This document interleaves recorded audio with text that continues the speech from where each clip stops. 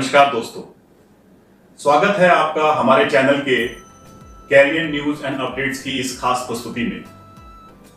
कोविड-19 या corona lockdown के कारण पिछले 3 महीनों से बंद स्कूलों के खुलने की संभावना अब दिखाई देने लगी है।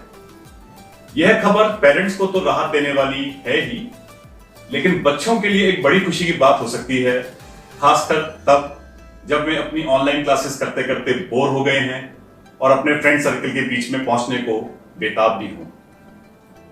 स्कूल खुलने के आसार तो बनते दिखाई दे रहे हैं, लेकिन यह ध्यान रखना भी जरूरी है कि स्कूल में पढ़ने और पढ़ाने का तरीका अब कुछ बदला सा होगा।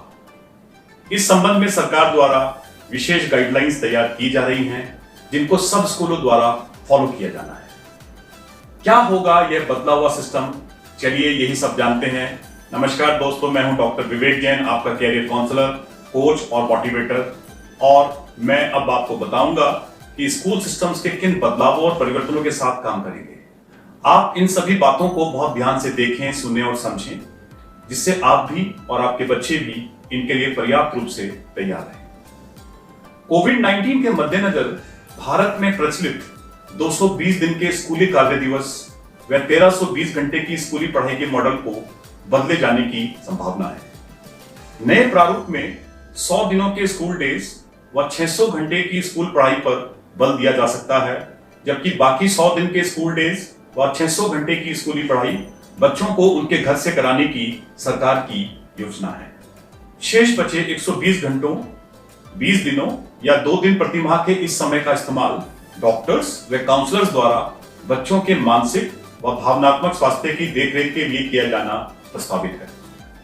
सरकार द्वारा समस्त राज्य सरकारों को भी इस प्रकार के निर्देश दिए जा सकते हैं कि वे लौटने वाले प्रवासी श्रमिकों के बच्चों और अन्य सभी स्कूली बच्चों जो विस्थापित होकर आए हैं, उन्हें तुरंत निकटतम स्कूल में एडमिशन दिए जाने की व्यवस्था करें, जिससे वे भी इस पढ़ाई में पीछे ना रहें। ऐसे बच्चों को ट्रांसफर सर्टिफिकेट और अन्य आवश्यकता के बजाय अकेले आईडी या पहचान पत्र के आधार पर प्रवेश दिए जाने की सरकार की योजना है। साथ ही जिन क्षेत्रों से प्रवासी कामगार निकल चुके हैं, वहां के स्कूलों से भी उनके बच्चों के नाम तुरंत ना काटे जाने की अपील सरकार द्वारा की जा सकती है। सरकार द्वारा सभी स्कूलों को विशेष आवश्यकता वाले और वंचित बच्चों पर अधिक ध्यान केंद्रित करने को भी कहा जा सकता है, जिनके पास ऑनलाइन शिक्षा की सुविधा और शिक्षण उपकरण नहीं है।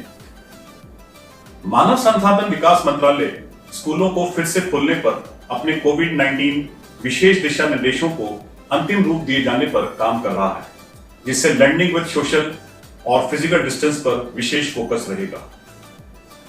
संभावना इस बात की है कि एक समय में स्कूल में 30% से 50% से ज्यादा छात्रों के उपस्थित होने की अनुमति नहीं होगी, इसलिए क्लासेस डबल शिफ्ट में चल सकती है। कक्षा 1 से 5 तक के बच्चों को सप्ताह में मात्र 2 बार, कक्षा 6ठी से 8वीं तक के बच्चों को सप्ताह में 2 से 4 बार, क्लासेस 9 से 12 तक के बच्चों को सप्ताह में 4 से 5 दिन क्लास अटेंड करने को मिलेंगी।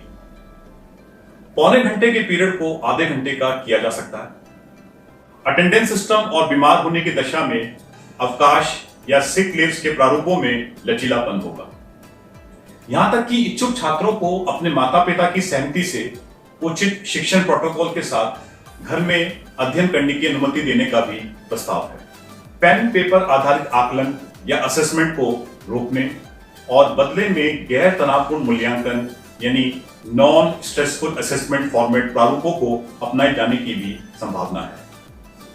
प्रस्तावित ढांचे में शिक्षकों और सभी स्कूल कर्मचारियों के हितों का ध्यान भी रखा जाएगा।